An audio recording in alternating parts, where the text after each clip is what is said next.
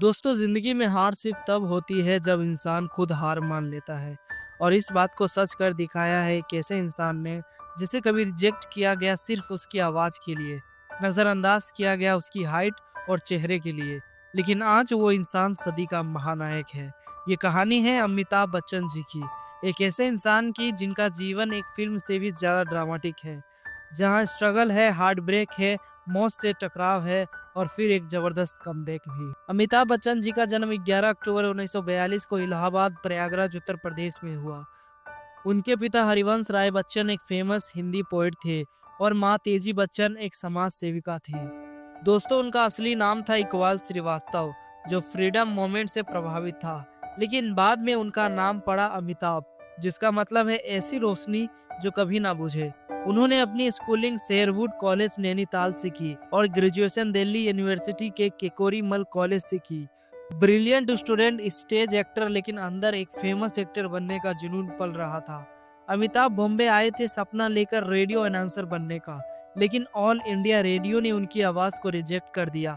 कहा बहुत गहरी और अलग आवाज है। फिल्म ऑडिशंस में भी लगातार मना होता गया। लंबा है, चेहरा हीरो जैसा नहीं है, बैकग्राउंड स्ट्रॉन्ग नहीं है। लेकिन उस समय का एक चांस उन्हें मिला। डायरेक्टर ख्वाजा अहमद अब्बास ने उन्हें 1969 की फिल्म सात हिंदुस्तान में कास्ट किया। फिल्म चली नहीं, लेकिन उनकी परफॉर्मेंस ने कुछ लोगों का ध्यान अपनी ओर खींच लिया। साल 1973 फिल्म आई जंजीर। इस फिल्म ने अमिताभ के जीवन का रुख ही बदल दिया। अमिताभ एक नए तरह के हीरो बन के उभरे, एंग्री यंग मैन जो समाज के खिलाफ, करप्शन के खिलाफ लड़ता है। फिर आई एक से बढ़कर एक फिल्में, जैसे दीवार, शोले, डॉन, त्रिशूल, मुकद्दर का सिकंदर, सूर्यवंशम, अमर अकबर एंथनी, सब सुपरहिट हो गई। लोगों के लिए अमिताभ सिर्फ एक्टर नहीं, एक इंस्पिरेशन बन चुके थे। दोस्तों, जब अमिताभ करियर के टॉप पर थे, तब उनकी जिंदगी में आई जया बहादुरी, एक टैलेंटेड एक्ट्रेस और उनकी को स्टार। 1973 में दोनों ने शादी की। जया ने उनके साथ कई फिल्मों में भी काम किया, जैसे अभिमान, मिल्ली, छुपके छुपके। दोनों के दो बच्चे हैं, एक श्वेता बच्चन जो कि एक राइटर है और अभिषेक बच्चन जो आगे चलकर एक्टर बने। 1982 फिल्म कूली के सेट पर अमिताभ बच्चन को एक फाइट सीन के दौरान भयंकर चोट लग गई।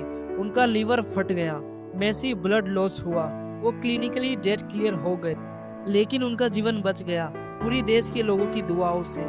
इस मोमेंट के बाद अमिताभ के लिए देश के लोगों का प्यार और भी गहरा हो गया। दोस्तों, 1984 में अमिताभ ने राजीव गांधी के कहने पर पॉलिटिक्स ज्वाइन की। उन्होंने इलाहाबाद लोकसभा इलेक्शन जीता, लेकिन सिर्फ 3 साल बाद राजनीतिक छोड़ दी, क्योंकि उन्होंने पॉलिटिक्स को गंदगी का तालाब कहा। उनका कहना था, पॉलिटिक्स मेरे जैसा इमोशनल इंसान के लिए नहीं है। 1996 में उन्होंने अपनी कंपनी बनाई, ABCL यानी Amitabh Bachchan corporation limited. Dream था बॉलीवुड का पहला कॉरपोरेट फिल्म स्टूडियो, लेकिन कंपनी नुकसान में चली गई।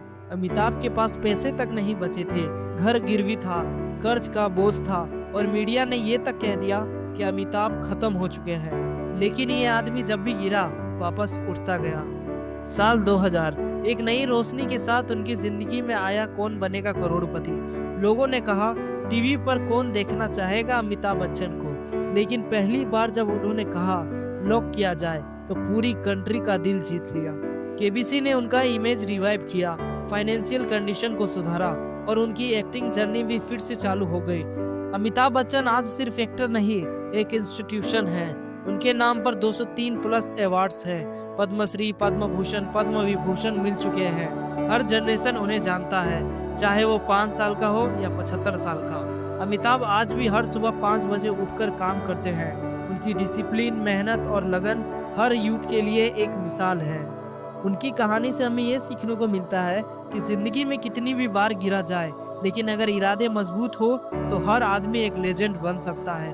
अमिताभ बच्चन का जीवन एक जीती जागती किताब है, जिसमें मेहनत, असफलता, मौत और कमबैक का हर हिस्सा लिखा गया है। अगर आपको लगता है कि अमिताभ बच्चन सर की कहानी हर इंसान के लिए एक मोटिवेशन है, तो इस वीडियो को एक लाइक जरूर करें और कमेंट में लिखें, मैं भी कभी नहीं हारूंगा। और ऐसे इंस्पिरेशनल कहानियों के लिए चैनल को सब्सक्राइब जरूर करें। जय हिंद।